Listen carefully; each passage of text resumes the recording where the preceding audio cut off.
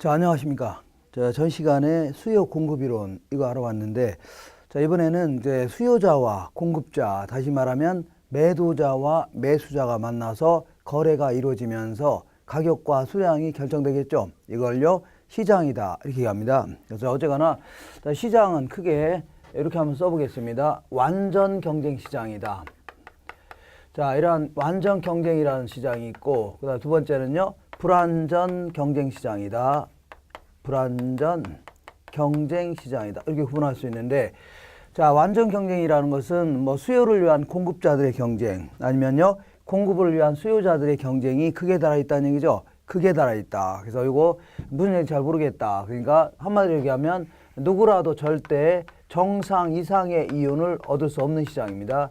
자, 예컨대 누군가가 아주 큰 돈을 벌고 있다. 이 초과이윤을 지금부터 큰 돈 이렇게 얘기해 볼게요. 아주 큰 돈을 벌고 있다. 그러면 그러한 시장을 다른 공급자들이 가냥 두지 않는다는 얘기죠. 그냥 두지 않는다는 얘기입니다. 즉각 경쟁이 치열해지면서 이 초과이윤이 없어질 때까지 싸운다는 얘기입니다. 이걸 뭐라고요? 완전 경쟁이다 해집니다. 그래서 이러한 시장에서는 시장에서 결정되는 가격을 따를 수밖에 없는 겁니다. 그래서 이거를 전부 다들 가격 순응자다 이렇게 표현합니다.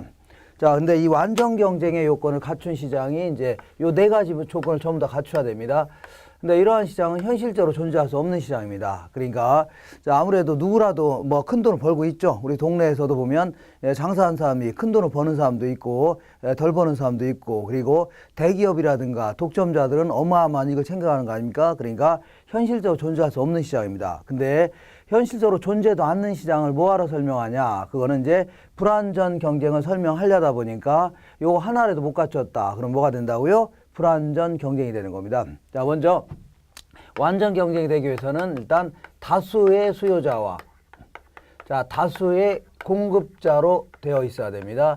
자, 수많은 수요자 그리고 수많은 공급자, 고만고만한 공급자가 무진장 많이 있어야 됩니다.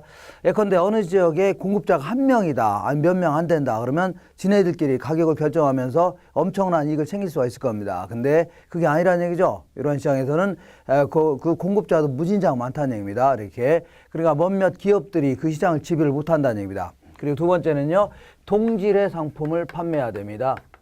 동질의 상품. 자, 아무리 공급자가 많다 하더라도 누군가가 아주 품질이 아주 좋다. 그러면 그쪽으로 몰릴 수 있는 거죠. 그러면 나름대로 큰 돈을 벌어갈 수 있는데 그렇지 않다는 얘기입니다. 품질이라든가 서비스 같은 게 똑같다고 가정해야 됩니다. 똑같다. 그러다 보면 자, 결국은 이러한 시장에서는 이렇게 수요와 다수의 수요자와 다수의 공급자가 만나면서 결국 균형에서 벗어난다 하더라도 바로 돌아온다겠죠. 요점에서 균형을 이루게 되는데, 이렇게 결정된 가격이 예를 들어서 한 3,000원 정도 한다고 쳐볼게요. 3,000원. 자, 그러면 요 3,000원을 여기 구성원들이 요걸 건든다. 예를 들어서 3,300원 받기로 했다. 그럴 경우는 바로 도산합니다. 바로 망한다는 얘기죠. 왜냐하면 다른 사람들은 전부 다 3,000원 받고 있는데 이 사람은 얼마 받고 있다고요? 3,300원 받고 있다. 그렇다고 해서 품질이 좋은 것도 아닌데 그럼 그 집을 가려고 안 가려고요? 안 가려고 한다는 얘기입니다. 그리고 또한 만약에 2,800원 받기로 했다. 그러면 이 회사는 팔면 팔수록 더 크게 망합니다. 자, 왜냐하면 여기서 결정되는 가격, 이런 가격들은 정상적인 이익만 얻을 수 있는 가격입니다.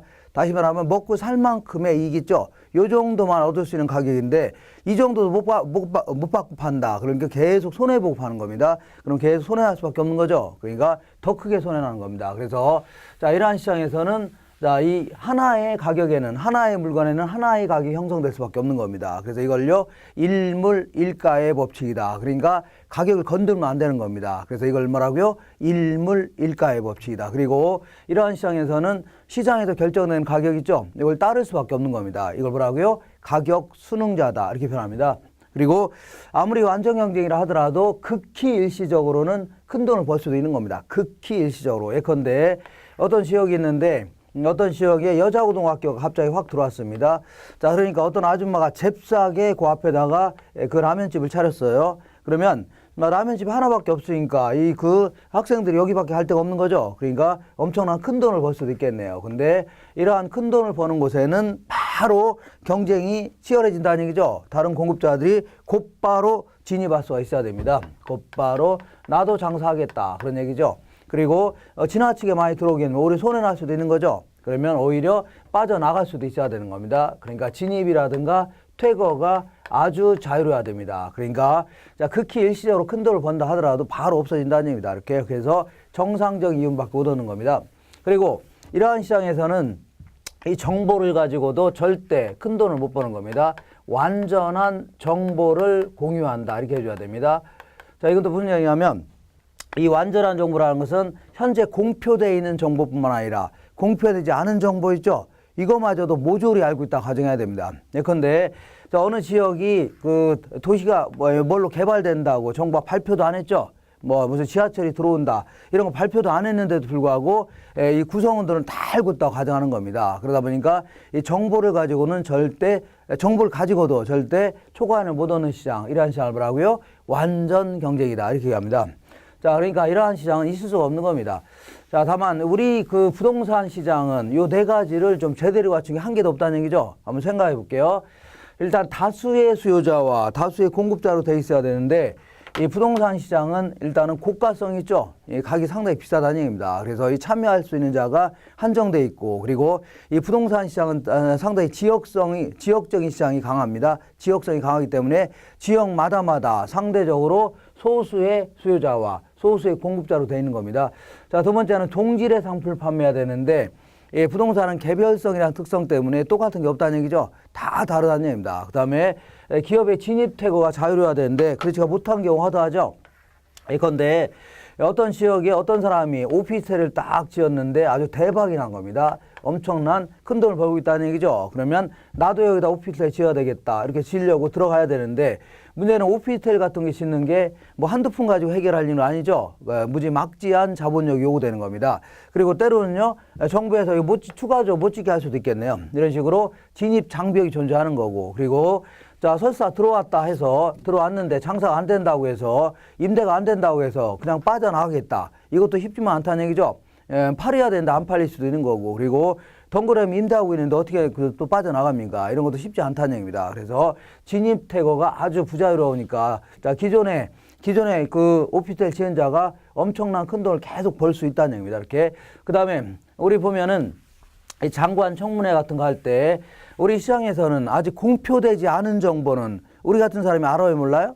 우리 모를 거 아닙니까? 우리가 어떻게 합니까? 그러니까 이 공표되지 않은 정보를 누군가가 입수할 수 있는 자가 있다면 그러니까 장관 청문회 할 때 보통 낙마하는 사람들 상당 부분은요 자기 공직생활 할 때 얻은 정보 있죠? 그러니까 누가 이제 공직생활 하면서 어디 개발된다고 미리 알 거 아닙니까?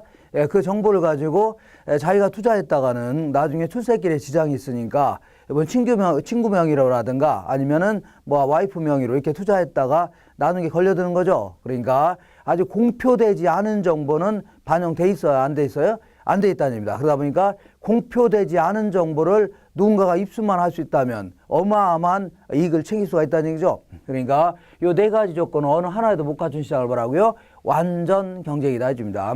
그러면 현실적으로 존재할 수 있는 시장은 이거는 그 경제학적인 학적으로 구분하는 겁니다. 맨 먼저 독점 시장이다. 자, 독점 시장은 공급자가 한 명인 시장, 이러한 시장을 얘기하는 거고, 그 다음에 과점 시장은요, 공급자가 서너 명, 많게는 네다섯 명, 이렇게 해서 몇몇 기업들이 그 시장을 지배하는 시장 있죠? 이런 시장을요, 과점 시장이다 해줍니다. 그 다음에 독점적 경쟁이다. 요거는, 자, 이 웬만한 것들은 완전 경쟁 요건을 갖췄는데, 어느 하나만 독점적인 요소를 갖고 있다는 얘기죠. 그러니까 이 동질의 상품이 아니라 상호 이질적인 제품을 판매하는 시장, 이런 시장을 뭐라고요? 독점적 경쟁이다 해줍니다. 그래서 이 독점 시장의 대표적인 게 뭐가 있어요? 예, 그 전력 시장 아니면 철도 시장 이런 게 대표일 겁니다. 자, 우리나라에서는 그 전력을 한전에서 공급하죠. 그래서 한국전력 같은 경우는 전 세계에서 그 당기 순이익이 1위인 업체입니다. 그래서 매출액도 1위고 당기순이익도 1위인 그런 어마어마한 업체입니다. 그래서 자, 그러니까 2016년도 이 결산 기준으로 해갖고 매출액이 53조라면 우리나라의 그 1년 예산이 한 400조에서 왔다 갔다 합니다. 근데 53조라면 어마어마한 그 금액입니다. 그리고 여기서 비용 다 빼니까 얼마라고요? 16조 정도 이렇게 이 순이익을 얻었는데 이걸 가지고 상당히 뭐 외국인 투자자한테 이제 배당도 해주고 국가도 이제 투자했으니까 일부 가져가고 나머지를 거의 대부분 이제 임직원들의 어떤 상여금 쪽으로 나간 겁니다. 그래서 이런 식으로 대기업들한테는 상당한 어떤가요? 전력을 싸게 공급하고 그리고 이 서민들한테 여름에 에어컨 좀 켜게 되면 팍팍 올라가죠. 그리고 자, 이 극빈층들 그러니까 탈북자라든가 극빈층들이 이거 전력요금 조금 못 내면 두세 달 못 내면 가차없이 끊어버린 거 아닙니까? 이렇게 해서 어마어마한 이거 챙겨가는 겁니다. 어쨌거나 이런 거 자기 나름대로 그러니까 이러한 시장에서는 결국은 누군가는 초과이윤을 얻을 수 있다는 얘기입니다. 초과이윤을 얻을 수 있고 자 그리고 얘네들은 스스로 가격도 결정할 수 있는 시장입니다. 가격을 결정자다 이렇게 그래서 지들 마음대로 가격 결정하면서 엄청난 걸 챙기는 거 아닙니까? 그 다음에 자 과점 시장은 이제 그 대기업들이 주도하는 시장 이러한 시장이 대부분 다 뭐라고요? 과점 시장이 되는 겁니다. 자 예컨대 우리 가전 시장이라든가 아니면은 뭐 휘발유 시장 이런 거 있죠? 아니면 핸드폰 시장 이런 거 있을 거 아닙니까? 자, 핸드폰 같은 경우에는 뭐 SK라든가 아니면은 LG, KT 이런 데서 거의 그 시장 지배하고 있는 거 아닙니까? 근데 얘네들은 자꾸 가격을 자꾸 건들게 되면 가격 경쟁하게 되면 나중에는 뭐 출혈 경쟁이 될 수밖에 없는 겁니다. 계속 서로 막 가격을 낮추다 보니까 원가 이하의 경쟁까지 갈 수밖에 없는 거죠. 그러니까 얘네들은 알게 모르게 가격 담합을 합니다. 가격 담합. 자, 이 가격 담합을 통해서 이 경제학적으로 얘기하는 겁니다. 담합을 통해서 가격을 결정하면서 어마어마한 이걸 챙긴 겁니다.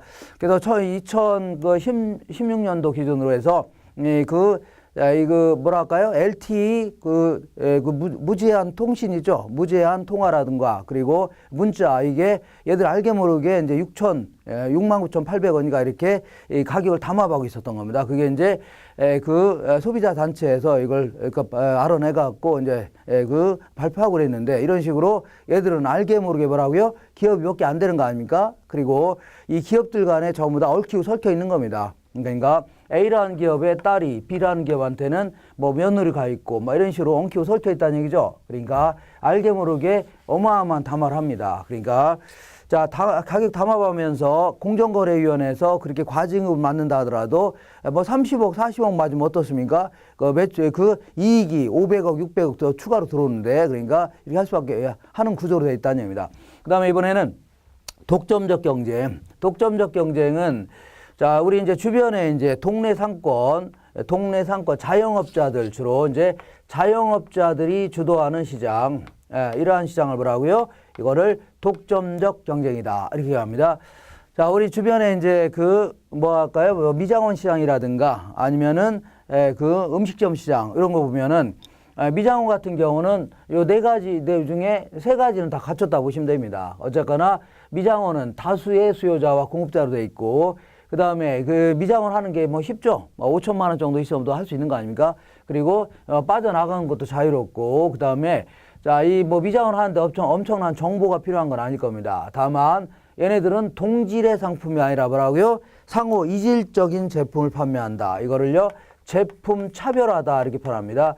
제품 차별화를 통해서 자 상당한 가격도 결정하고 어느 정도 큰 이익도 얻어갈 수 있다는 얘기죠. 그러니까 우리 주변에 보면 미장원 중에 유독히 잘 되는 미장원이 있을 겁니다. 거기 가면은 뭔가가 다르다는 얘기죠. 뭔가가 아주 머리를 아주 잘한다든가 서비스가 좋다든가 그러면 걔들은 뭐 단골도 많이 확보하면서 나름대로 파마 가격도 올릴 수도 있고 그 다음에 자기 나름대로 놀 수도 있고 어느 정도 큰 돈을 다 벌어간다는 얘기죠. 이런 거 뭐라고요? 이거를 독점적 경쟁이다 이제입니다.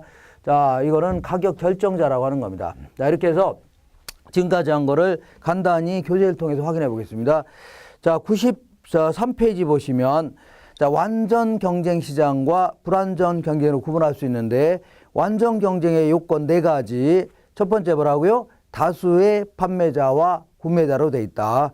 자, 두 번째는요. 상품의 동질성이다. 이게 품질이 똑같아야 됩니다. 자, 그 다음에 세 번째는요. 기업의 진입 아니면 퇴거가 아주 자유롭다. 마지막으로 완전한 정보를 공유한다. 완전한 정보라는 것은 공표되어 있는 정보뿐만 아니라 공표되지 않은 정보까지로 모조리 반영되어 있다고 가정해야 됩니다. 그 다음에 94페이지 보시면 불안정 경쟁은 크게 세 가지 형태로 구분할 수 있는데 독점 시장은요. 단일 기업에 의하여 공급이 이루어지는 시장이기 때문에 우리나라에서는 전력 시장이라든가 철도 시장, 철도 같은 경우는 코레일에서 공급하는 거죠. 그 다음에 과점 시장은 자, 첫 번째 줄 중간에 공급하는 기업이 2개 이상의 소수가 지배하는 시장, 이런 시장을요, 과점 시장이라 하는데 얘네들은 가격 담합, 첫 번째 중간에 가격 담합을 통하여 자, 주로 이제 그 가격을 결정하면서 큰 돈을 벌어가기도 합니다. 그래서 대표적인 게 대기업들의 주도 시장들을 대부분 얘기하는 겁니다. 그 다음에 독점적 경쟁 시장은 자, 두 번째 줄 보시면 제품의 차별화, 이걸 통해서 초과이익 획득이 가능하다는 얘기죠. 그래서 이거는 이제 자영업자들이 주도하는 이러한 시장이 대부분요, 독점적 경쟁이다 해줍니다. 그럼 지금부터 이제 이 부동산 시장에 대해서 알아볼 건데, 부동산 시장은 요 네 가지 조건을 하나도 제대로 갖춘 게 하나도 없는 완벽한 어떤 불안정 경쟁입니다. 그래서 이 어쨌거나 부동산 시장이라는 것은 부동산의 그 매매라든가 임대차가 이루어지는 장소라든가 추상적인 곳, 이런 걸 뭐라고요? 그 시장이라 하는데, 이때 자, 시장은 크게 이렇게 두 가지 형태로 구분할 수 있습니다. 이 구체적 시장과 그 다음에 뭐라고요? 자, 추상적 시장, 이렇게 구분할 수 있는데, 자, 구체적 시장이라는 것은 그야말로 남대문 시장, 동대문 시장, 이런 식으로 자, 물건을 직접 갖다 놓고 사고 파는 시장 있죠? 이런 시장을 뭐라고요? 구체적 시장이다. 이렇게 얘기합니다. 구체적. 근데 이 구체적 시장이 아닌 형태는 다 뭐라고요? 그냥 추상적 시장이라고 보시면 됩니다. 뭐, 다 나머지, 그냥 이제 간단히만 정리하시면 됩니다. 그러니까 구체적 시장이 아니면 다 뭐라고요? 추상적 시장이다. 그래서 예를 들어서 우리 이제 인터넷 들어가서 G마켓 들어가서 물건을 구입할 수 있는 거죠. 컴퓨터로. 그러면 물건은 엉뚱한 데가 있는데 컴퓨터 상으로만 거래하는 거 아닙니까? 이런 게 일종의 답을 하고요. 추상적 시장입니다. 그리고 자본시장 같은 경우 대표인 게 주식시장인데, 자, 주식시장은 뭐냐면 어떤 회사가 있다면 A라는 회사를 사고 파는 시장입니다. 근데 이제 그러니까 내가 만약 이 회사의 주식을 50%를 초과해서 구입했다. 그럼 나는 이 회사의 실질적인 지배자가 되는 겁니다. 근데 내가 회사를 구입하는데 물건을 갖다 놓고 책상 위에 올라가 있는 걸 사는 건 아니겠죠. 그러니까 물건 엉뚱한 데 가 있는데 이 권리만, 주식이라는 권리만 주거니 받겠냐는 겁니다. 그리고 자, 성남 쪽에, 서울에 이제 옆에 성남 쪽에 가다면 이 꽃가게가 많이 있는데 거기서 새벽에 이제 인력 시장이 형성됩니다. 그러니까 이 건설업체가 이제 오셔갖고 자, 이렇게 이제 모시고 가고 이렇게 해서 인력을 사고 파는 이러한 시장이 형성된다. 그러면 그때는 구체적 시장이 될 수 있는 겁니다. 근데 우리가 일반적으로 TV에서 노동시장이 뭐 좋아졌다, 뭐 유연해졌다, 이렇게 표현할 때는 다 뭐라고요? 추상적 시장이 되는 겁니다. 자, 그러면 우리 부동산 시장은 자, 부동산 시장은 뭐가 되냐면 구체적 시장이 되기도 하고 때로는 뭐가 될 수 있다고요? 추상적 시장이 될 수도 있는 겁니다. 그러니까 예컨대 내가 어떤 지역에다가 요 지역에다가 자, 원룸을 딱 지어갖고 뭐 분양 직원들 데려다가 이제 팔았다. 그럴 경우는 물건 갖다 놓고 사고 파는 거죠. 이렇게 얘기할 때는, 아니면은 어떤 중개사님이 어떤 요 정도 바운드리에 있는 부동산을 중개 활동한다. 그러면 뭐 물건 거기가 이 근처에 있는 거 아닙니까? 이렇게 얘기할 때는 답을 하고요. 구체적 시장이 되는 겁니다. 근데 자, 물건은 어디가 있어요? 자, 강릉에 있는데 극단적인 경우는 거래는 서울에서 할 수 있는 거죠. 이런 식으로. 자, 그러면 이때는 물건을 갖다 놓고 사고 파는 게 아니라 물건 엉뚱한 데 가 있는데 여기서는요, 계약서라는 권리만 주거니 받거냐는 거죠. 이런 게 답을 하고요. 추상적 시장이다. 이렇게 정리하시면 됩니다. 자, 그러니까 구체적 성격도 있고 추상적인 성격도 당연히 있다. 이렇게 정리하시고, 그 다음에 자, 그런 얘기를 거기서 써놨을 겁니다. 그리고 나머지는 그냥 제가 얘기하는 내용이죠. 요 위주로만 딱 정리하시면 됩니다. 자, 오른쪽에 95페이지 중간에 부동산 시장의 유형이다. 뭐 용도에 따라서 주거용, 상업용, 공업용, 농업용, 뭐 교회라든가 이런 식으로 특수용 시장 이렇게 나눌 수 있는데 뭐 이런 것들은 그냥 상식적으로 아시면 되는 거고, 그다음에 그 밑에 자, 시장 범위에 따라서 이렇게 구분할 수 있는데 이렇게 우리나라 전체 시장이 있다고 칠게요. 우리나라 전체 시장이 있는가 하면 이거를 다양한 형태로 쪼개볼 수 있는 겁니다. 다양한 형태로 쪼개볼 수 있는데 이렇게 쪼개진 하나하나 시장을 뭐라고요? 부분시장이다. 부분시장이다. 부분시다. 이렇게 할 수 있네요. 자, 어떤 식으로 쪼갤 수 있냐면 일단은 지역에 따라 한번 쪼개볼 수 있네요. 자, 서울의 부동산 시장, 그 다음에 부산의 부동산 시장, 광주의 부동산 시장 이런 식으로 같은 부산이라더라도 서면의 부동산 시장, 해운대 부동산 시장 이런 식으로 그 다음에 용도에 따라서도 쪼개볼 수 있는 겁니다.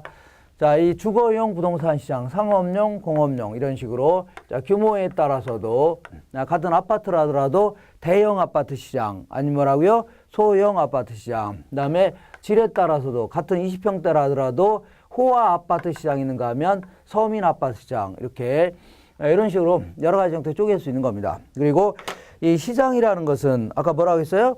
매도자와 매수자가 만나서 가격과 수량이 결정되면서 거래가 이루어지는 장소라든가 추상적인 곳 있죠? 이런 걸 시장이라 하는데 그러면 내가 자, 이 아파트 316동 801호를 갖고 있다 쳐볼게요. 내가 어떤 특정 아파트를 갖고 있는데 자, 내 입장에서는 내가 좀 팔려고 합니다.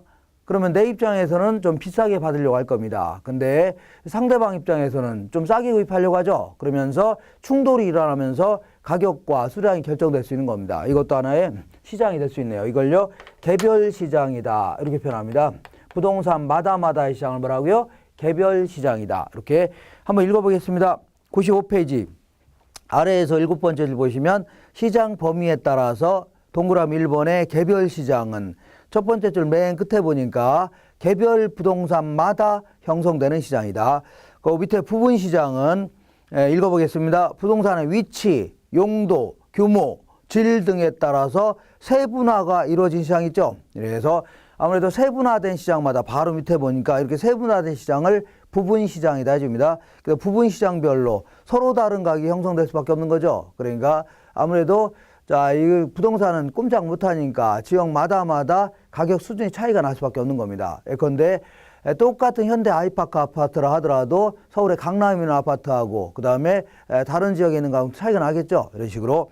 그 다음에 전체 시장은 자, 이러한 부분 시장, 개별 시장에 전부 다 합친 걸 뭐라고요? 전체 시장이다. 개별 시장의 총합이다. 이렇게 하면 되겠네요. 자, 그러면 자, 지금부터 이 부동산 시장은 어떠한 특성을 가지고 있나 좀 알아보겠습니다.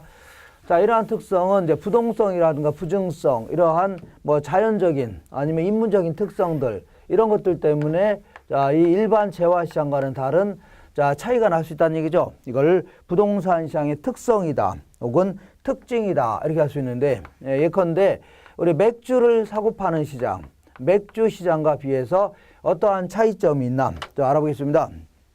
맨 먼저 국지성이다 해갖고 이렇게 일단은 자, 써보겠습니다.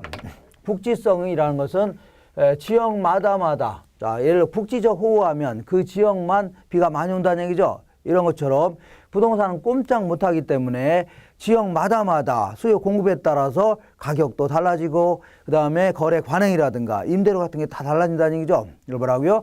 국지성이 있다 해줍니다. 지역마다 다 틀리다는 얘기입니다. 한번 밑줄 쳐볼게요. 자, 국지성은 첫 번째 줄 보시면 지리적 위치의 고정성, 다시 말하면 부동성으로 인하여 첫 번째 줄 맨 끝에 보니까 해당 지역이라든가 주변 지역의 사회적, 경제적, 행정적 요인의 변화에 따라서 크게 영향을 받는다는 얘기죠. 그러니까 주변 지역이 주변 지역에 따라서 결국은 수요 공급에 따라 결정되는 거 아닙니까? 여러 가지 사회적, 경제적, 행정적 제반 요인들 때문에 그러다 보니까 그 바로 밑에 보니까 이렇게 쪼개진 하나하나 시장을요 지역별로 부분 시장이다 해주는 겁니다. 바로 밑에 뭐라고요? 지역별로 부분 시장이다. 자, 두 번째는 자, 비공개성이다.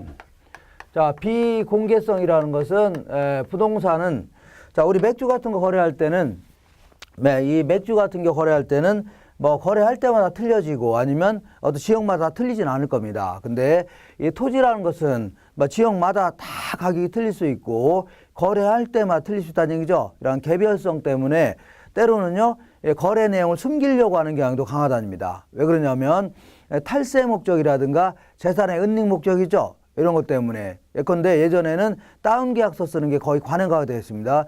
요즘도 약간씩 그렇게 하는데 어쨌든 이걸 쓰는 이유가 뭐냐면 세금 덜 내려고 하는 거 아닙니까? 이런 식으로. 그러다 보니까 우리가 이제 부동산 구입하려고 하는데 종전에 거래했던 내용이 뭐 적정한 거래인지 잘 모를 수도 있는 거죠. 그러다 보니까 정보를 탐색하는데 여러 가지 비용이 들어갈 수밖에 없다는 얘기죠. 이렇게.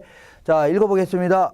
비공개성이다 해서 첫 번째 줄 중간에 보니까 거래 내용을 외부에 공개하기를 꺼려하는 경향이 있다는 얘기죠. 그래서 요거는 바로 밑에 줄 앞부분에 개별성 때문이었습니다. 다 다르기 때문에. 그러다 보니까 자, 두 번째 줄 맨 끝에 보니까 많은 정보 탐색 비용이 들게 한다. 이렇게. 다음에 세 번째 보겠습니다. 비표준화성이다. 세 번째. 자, 비표준화성이다. 이 비표준화라는 게 뭐냐면 맥주같이 똑같은 규격으로 똑같은 품질로 만들어 팔 수가 있다는 얘기죠. 이걸 표준화할 수 있다 이렇게 표현합니다. 근데 부동산은 개별성 때문에 일단 똑같은 게 있어 없어요? 없다는 얘기죠. 그러니까 표준화하기는 아주 곤란합니다. 그러다 보니까 맥주 같은 경우는 전국 어디 가나 똑같은 맥주이기 때문에 일물 일가의 법칙이 형성될 수 있는데 자, 이 부동산은 그 다 틀리다는 얘기죠. 그러다 보니까 일물 일가의 법칙이 적용될 여지가 없는 겁니다. 토지 한 평 다 틀리다는 얘기입니다. 그래서 다시 읽어볼게요. 비표준화성의 첫 번째 줄 개별성으로 인하여 규격화 및 표준화 바로 밑에 줄 보시니까 불가능한 성격이 있다. 규격화 및 표준화가 불가능하다. 그러다 보니까 네 번째 줄 보시면 일물 일가의 법칙이 적용되지 않는다. 이렇게. 그다음에 이번에는 자, 비조직성이다. 비조직성이라는 것은 우리 맥주 같은 경우는 똑같은 제품을 똑같은 품질로 똑같은 규격으로 전국에 배포하는 거죠. 그러다 보니까 전국 어디 가서나 똑같은 맥주를 구입할 수 있는 겁니다. 그러다 보니까 아주 조직화된 시장을 만들 수가 있는 겁니다. 예컨대 자, 오비맥주 같은 경우는 총판에서 시작해서 그 다음에 도매상 그리고 지역 구석구석까지 울릉도 끝에까지 소매상에 이르기까지 조직화된 시장을 만들 수가 있는 거죠. 그러다 보니까 조직화된 시장이 결성될 수 있는데 그 부동산은 이제 개별성이라든가 부동성 이런 것 때문에 조직화된 시장을 만들기가 매우 곤란합니다. 예를 들어서 자, 부동산은 다 틀리죠. 그러니까 아무 데서나 구입하는 게 아니라 직접 가서 하나하나 다 보고 거래해야 되는 겁니다. 꼼짝 못하니까 직접 가서 하나하나 다 쳐다보고 거래해야 되죠. 그러니까 얘는 매도자와 매수자가 만나서 직거래가 될 수밖에 없는 시장입니다. 그래서 비조직성이 있다. 한번 읽어보겠습니다. 비조직성은 두 번째 줄 중간 정도의 부동성, 개별성 등으로 인하여 자, 맨 마지막 줄 보시면 직거래가 형성될 수밖에 없다는 얘기죠. 직거래. 그다음에 수급 조절이 곤란하다. 수요 공급 조절이 곤란하다. 이렇게 가는데 자, 그런데 토지 같은 경우는 아예 부증성 때문에 새로 만들지는 못할 겁니다. 근데 이제 이 경제적 공급은 가능하죠. 그러니까 농지를 택지로 바꿔서 공급한다. 이런 건 가능한데 자, 문제는 어떤 택지 가격이 좋아졌다. 그러면 농지를 택지로 바꾸고 싶은데 당장 늘릴 수는 없는 거죠. 일반 세아처럼. 맥주가 부족하면 바로 늘릴 수 있지만 얘는 그렇지가 않다는 얘기입니다. 그리고 부동산 그 건물 같은 것도 마찬가지입니다. 아파트 같은 경우도 아파트에서 대한 수요가 증가하면 가격이 올라갈 수 있죠. 근데 곧바로 아파트 지을 수 있나요? 그렇지 못하다는 얘기입니다. 이런 식으로 자, 단기에서는 수요 때문에만 가격이 결정되는 겁니다. 다시 말하면 단기적으로는 자, 수요가 증가하면 가격이 급증하는 거고 수요가 감소하면요 가격이 폭락한다는 얘기죠. 이걸 뭐 적정한 가격이라 이거 하기는 아주 애매하다는 얘기입니다. 그래서 단기적으로는 가격 왜곡 현상이 발생된다. 이렇게 표현합니다. 그다음에 이번에는 자, 한번 읽어보겠습니다. 그 96페이지. 자, 96페이지의 맨 아래쪽에 시장 수급 조절이 곤란하다. 그래서 두 번째 줄 보시면 부동산 수요가 급증하더라도 공급이 제때 이루어지지 못하는 수가 많다는 얘기죠. 그래서 바로 밑에 줄 보면 단기적으로는 가격 왜곡 현상이 발생된다. 이렇게. 그 다음에 97페이지 맨 위쪽 보겠습니다. 자, 단기 거래가 매우 곤란하다. 단기 거래가 곤란하다. 이거는 개별성이라든가 고가성 이런 것처럼 자, 일단은 부동산은 비싸요, 싸요? 상당히 비싸다는 얘기입니다. 그러니까 이거를 내놨다고 해서 자, 바로 팔리는 건 아니죠. 그러니까 비싼 거니까. 그리고 또한 똑같은 게 없으니까 다 이것저것 보고서 마음에 드는 거 고르려니까 상당히 시간이 걸릴 수밖에 없어요. 그러다 보니까 자, 단기적으로 아파트는 그나마 잘 팔릴 수도 있는데 자, 다른 상가라든가 공장이라든가 토지 같은 거 있죠. 이런 것들은 자, 1년이 되도록 때로는요 5년이 되도록 안 팔릴 수 있는 거죠. 그러다 보니까 돈이 급한 사람들은 돈으로 바꿀 수 있는 능력이 매우 떨어질 수밖에 없다는 얘기죠. 환금성의 곤란으로 이어질 수 있는 겁니다. 자, 읽어보겠습니다. 자, 단기 거래의 곤란성이다 해서 첫 번째 줄, 뭐 여러 가지 고가성, 개별성 이런 것 때문에 그 줄 맨 끝에 보니까 환금성의 곤란으로 이어진다. 이렇게. 그다음에 자, 과다한 법적 제한이 많을 수밖에 없는 겁니다. 자, 우리 그 부동산 활동은 내가 한 활동이 남한테 피해 줄 수 있는 거죠. 예컨대 자, 어떤 주택 한복판에 내 땅이라고 연탄공장 딱 차렸다. 그러면 남한테 많은 피해를 줄 수 있는 거 아닙니까? 그러다 보니까 여러 가지 형태의 공법적인, 사법적인 어떤 규제가 많이 따를 수밖에 없는 겁니다. 그러다 보니까 자, 수요 공급에 따라서 이렇게 이 점에서 균형을 이루어지는 거죠. 이때 물건이 남아돌거나 모자랄 경우는 즉각적이고 신속하게 균형점에 이른다. 그런 얘기죠. 그래서 이제 이걸 시장 자율 조정 기능이다. 이렇게 하는데 자, 만약에 가격이 올라가면 공급량 늘리고 싶은데 정부에서 못 늘리게 할 수 있죠. 못 팔게 할 수 있거나 이러면 시장 자율 조정 기능이 바로 저하될 수밖에 없는 겁니다. 여러 가지 법적 제한 같은 게 많다면. 그다음에 마지막으로 한번 읽어보겠습니다. 과다한 법적 제한이다 해서 첫 번째 줄 공법적인 사법적인 제한이 많기 때문에 그 바로 밑에 보시면 시장 자율 조정 기능을 저하신다. 이 정도. 그다음에 마지막으로 자금의 유용성이다. 자, 자금의 유용성과 밀접히 관련되어 있습니다. 자, 유용성이라는 것은 자금 조달이 어느 정도 만족스럽냐. 그러니까 이런 거에 따라서 매우 크게 영향을 미치는 겁니다. 다시 말하면 금융과 밀접히 관련되어 있다는 얘기입니다. 그러니까 우리가 이제 돈을 빌리기가 쉽다. 그러면 시장에서 사는 사람도 많아지는 거죠. 건설업체도 돈을 쉽게 빌릴 수 있다면 아파트 많이 지을 거 아닙니까? 그러니까 시장에 매우 크게 영향을 미친다는 얘기입니다. 이걸요. 자, 자금 조달의 유용성이다. 그래서 1번 첫 번째 줄 볼게요. 자, 고가포밈으로 원활한 자금의 융통, 이걸 금융이라는 겁니다. 원활한 금융은 더 많은 수요자와 공급자를 시장에 참여하게 한다는 얘기죠. 이렇게 이 정도. 자, 이렇게 해서 몇 번 이건 읽어보시고, 그다음 두 번째는 부동산 시장은 어떠한 기능을 하나 좀 알아보겠습니다. 어떠한 기능을 하나.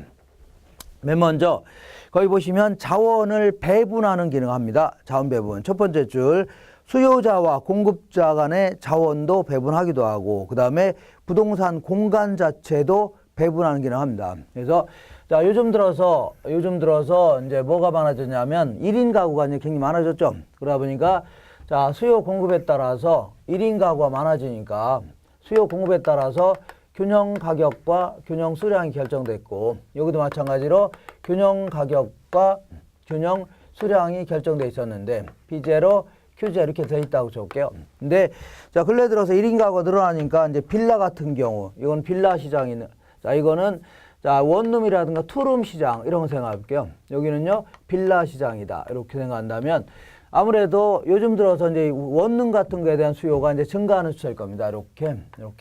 자, 그 다음에 빌라 같은 경우는 아무래도 수요가 좀 감소하는 추세가 될 겁니다. 일반적으로. 자, 그러다 보니까 이 원룸 같은 경우는 이런 식으로 거래량이 늘어날 것이고, 그 다음에 빌라 같은 경우는요, 이런 식으로 거래량이 줄어드는 거죠. 균형량이. 그러다 보니까 이 소비자의 돈이라든가 생산자의 돈들이 빌라에서 빠져나와서 어디로요? 원룸에 이렇게 배분되는 겁니다. 그리고 또한 이 시장 구조 자체도 빌라 공간 구조에서 원룸 공간으로 이렇게 밖에 나간다는 얘기죠. 이런 거 뭐라고요?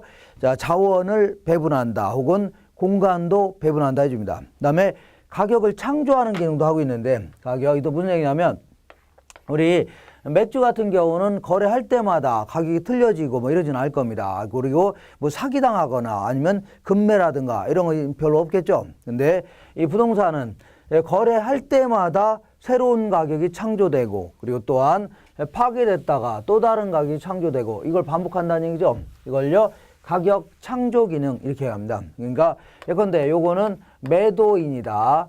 이 부동산을 팔려고 하는 자를 뭐라고요? 매도인이다. 그리고 이걸 사고자 하는 사람을요, 매수인 해줄게요. 매수인. 그리고 요거는 이제 가격이고 요거는 시간인데 자, 매도인 같은 경우는 이 부동산을 처음에는 비싸게 부르려고 할 겁니다. 근데 뭐 산다는 사람이 없으면 자꾸 낮춰줄 의향이 있다는 얘기죠. 이걸요.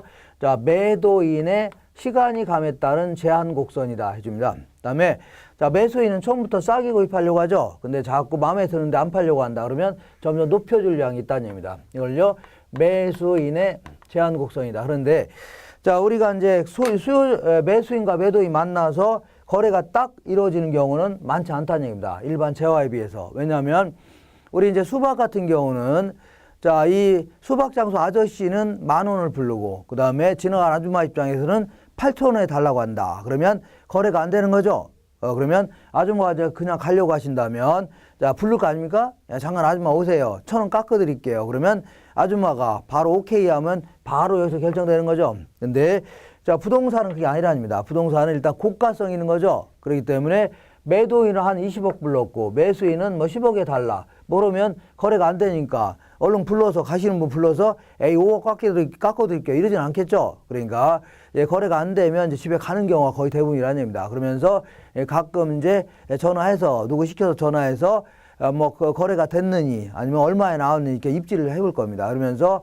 여기서 벗어나는 경우가 거의 대부분이라는 얘기입니다. 그래서 그러면 이때쯤에 이제 중개사님이 딱 들어오는 겁니다. 중개사님이 딱 개입해 갖고 요 정도 가격을 제시하면서 자, 매수인 너 이만한 가격에 살래 그랬더니 얘는 최대한 이만큼 지불할 용의가 있는데 이만큼에 사라니까 살 수도 있겠네요. 이번에는 매도인 불러서 야, 매도인 너 이만한 가격 받아줄 테니까 팔을래 그랬더니 얘는 이만큼만 받아도 팔려고 했는데 이만큼 받아준다니까 팔 수도 있는 거죠. 이렇게 해서 가격이 결정되는 겁니다. 이렇게 창조됐다. 근데 그 다음에 거래할 때는 또 여기서 거래되나요? 거래되나요? 그건 아니죠. 여기 파괴되고 여기서 거래되고 또 파괴되고 여기서 거래되고 그럼 결국은 이 정도 범위가 이 부동산 활동의 범위, 특히 중개 활동의 범위가 될 수 있는 겁니다. 이 정도 범위 내에서 끊임없이 계속해서 가격이 창조되고 파괴되고를 반복한다는 얘기입니다. 이걸요. 가격 창조 기능이다 해줍니다. 한 장 넘겨볼게요. 넘겨보시면 98페이지 맨 위쪽에 보니까 자, 첫 번째 줄 중간에 매수자가 제한하는 가격은 시간이 지남에 따라서 점차 상승. 근데 바로 밑에 보니까 매도자가 제한하는 가격은요 점차 하락하면서 결국은 두 번째 줄 끝에 보니까 가격의 조정 절차를 거쳐서 부동산 가격이 창조된다는 얘기죠. 자, 그 다음에 그 밑에 교환 기능 알아보겠습니다. 교환 기능은 어떤 역할을 하냐 그런 얘기입니다. 세 번째 줄 보시면 우리 이제 부동산과 부동산끼리 교환도 하죠. 그리고 대부분은 부동산과 현금이 교환되는 게 일반적일 겁니다. 근데 소유와 임대 등의 교환도 이루어질 수 있는 거죠. 예컨대 내가 이제 갖고 있는 빌라를 아파트 주인한테 팔고 그리고 내가 그 아파트에서 전세 살 수 있는 거 아닙니까? 이거 일종의 뭐라고요? 그 소유와 임대를 교환하는 겁니다. 그 다음에 각종 정보를 제공하고 있습니다. 세 번째 줄 맨 끝에 보니까 투자자, 건축업자, 개발업자, 감정평가업자 등 이러한 각종 이해 당사자들한테 여러 가지 형태의 정보를 제공하는 겁니다. 그러니까 우리가 아파트 구입하려고 하는데 아무나 구입하는 건 아니겠죠. 그래서 시장에 들어가서 각종 정보를 얻으려고 할 겁니다. 이 아파트는 시세가 어떤지 아니면 뭐 잘 지어져 있는지 아니면은 뭐 그 여러 가지 규제 같은 거 있는지 층간 소음 같은 거 있는지 이런 걸 전부 다 어디서 시장 기능을 통해서 얻어가는 겁니다. 이런 걸요 정보를 제공한다 해줍니다. 그 다음에 양과 질을 조정하는 기능도 하고 있는데 간단히 자 이런 얘기를 해볼게요. 근래 들어서 이제 상가가 있고 아파트가 있고 상가가 있는데 상가 자 사람들이 돈 좀 있는 사람들이 요즘 들어서 상가에 대한 투자는 좀 안 하려고 하고 아파트에 대한 투자를 많이 하려고 한다. 그럴 경우는 막 잘 팔릴 걸 많이 만들려고 하겠죠. 그러니까 건설업자는 아파트를 많이 지으려고 할 겁니다. 그러다 보니까 부동산이 양이 자연스럽게 조정되는 겁니다. 자연스럽게 소비자 욕구에 맞춰서. 그다음 이번에는 같은 아파트라 하더라도 이번에는 이제 호합한 아파트 이런 것들이 있고 서민 아파트 이런 게 있는데 근래 들어서 호합한 아파트의 소비는 증가하려고 하고 서민 아파트는요 투자를 감소시키려고 한다는 얘기죠. 그러면 건설업자는 호화 아파트를 많이 지으려고 할 겁니다. 그러다 보니까 소비자 욕구에 맞춰서 자연스럽게 부동산에 뭐가 조정된다고요? 질도 이렇게 조정되는 이런 형태가 되는 겁니다. 질도. 자, 지금까지 한 거를 문제를 통해서 어떤 형태로 나누나 확인해 보겠습니다. 99페이지. 자, 맨 위쪽에 보겠습니다. 기출 체크. 부동산 시장에 관한 일반적인 설명으로 틀린 것은, 자, 부동산 시장은 지역의 경제적, 사회적, 행정적 변화에 따라 영향을 받으며 수요 공급도 그 지역 특성에 영향을 받는다는 얘기죠. 그래서 이거를 국지성이라는 얘기를 이렇게 써놓은 겁니다. 지역마다 틀리다는 얘기입니다. 2번 보시면 부동산 시장에서는 수요와 공급의 불균형으로 단기적으로는 가격 형성이 왜곡될 가능성이 있다는 얘기죠. 이거는 이제 수급 조절이 곤란하다 그런 얘기입니다. 특히 이제 공급 조절이 힘드니까 단기적으로는 가격이 수요 때문에 결정되는 거죠. 그러니까 왜곡 현상이 발생된다. 3번 볼게요. 부동산 시장은 거래의 비공개성으로 불합리한 가격이 형성되며 이는 비가역성과 관련이 있다. 비가역성보다는 개별성, 이걸 답해야 됩니다. 자, 비가역성이라는 것은 어떤 갯벌 같은 걸 일단 파괴하게 되면 이걸 다시 원래 상태로 돌리기 힘들다는 얘기죠. 역으로 되돌리는 거. 가역이라는 게 뭐냐면 역으로 되돌리는 게 너무 힘들다는 얘기입니다. 그래서 이거는 정책론에서 다시 할 겁니다. 정책론. 그래서 어쨌거나 이거는 물건마다 조금씩 다 틀리니까 가격이 다 틀릴 수 있는 거죠. 그러니까 때로는 숨길 수도 있다는 얘기입니다. 그래서 자, 3번은 비개별성을 답해야 됩니다. 그 다음에 4번 볼게요. 부동산 시장은 외부 효과에 의하여 시장에 실패가 발생할 수 있다. 이것도 마찬가지로 정책론에서 다시 할 겁니다. 맞는 편입니다. 5번 보시면 부동산 시장에서는 매도인의 제한 가격과 매수인의 제한 가격의 접점이란 표현 자체가 약간 애매모호한데 그냥 절충점 이렇게 해석하셔야 됩니다. 절충점에서, 여기서 절충된 거죠. 절충점에서 부동산 가격이 형성된다. 이렇게 해줘야 됩니다. 그래서 틀린 편 아닙니다. 정답은 3번을 답해야 됩니다. 자, 그 다음에 이번에는 부동산 시장의 균형이다 해갖고 우리 수요와 공급이 만나는 점에서 균형을 이룬다고 했죠. 균형. 근데 이때도 이제 단기 균형이라는 게 있고 장기 균형 이런 게 있는데, 자, 우리가 장단기라는 표현을 이제 경제학에서 이제 가끔 하고 있는데, 그래서 가끔이 아니라 좀 자주 합니다. 그러면 구체적으로 단기냐 장기냐를 어떤 식으로 구분할 수 있냐 그런 얘기인데, 자 볼게요. 자, 단기가 있고 뭐가 있다고요? 장기가 있는데, 요거는 이제 자, 개별 기업 입장에서 한번 따져볼 수도 있고, 개별 기업 아니면 시장 전체 입장에서 죄송합니다. 전체 입장에 따져볼 수 있는데, 자, 개별 기업 입장에서는 예를 들어 맥주 가격이 올랐다. 그러면 맥주를 많이 생산하고 싶을 겁니다. 근데 문제는 자, 이 맥주를 많이 생산하려고 해도 무턱대고 많이 생산할 수는 없는 거죠. 왜냐하면 자기 가용 자본이 있을 거 아닙니까? 가용 생산 시설 이런 게 있겠죠. 그러니까 자기 공장 범위 내에서 이제 늘릴 수 있는 거지 그 이상 늘릴 수는 없는 거죠. 그렇지만 만약 기간을 길게 잡는다면, 가격이 계속 올라간다면 뭐 공장을 새로 만들어서 공급 늘릴 수 있는 거죠. 그러니까 단기라는 것은 개별 기업 입장에서는 보통 이제 새로운 시설을 확충하기에는 좀 곤란한 짧은 기간, 이걸 뭐라고요? 단기라는 거고, 그 다음에 장기라는 것은요, 새로운 시설을 확충이 가능한 이러한 긴 기간을 뭐라고요? 이걸 장기라는 겁니다.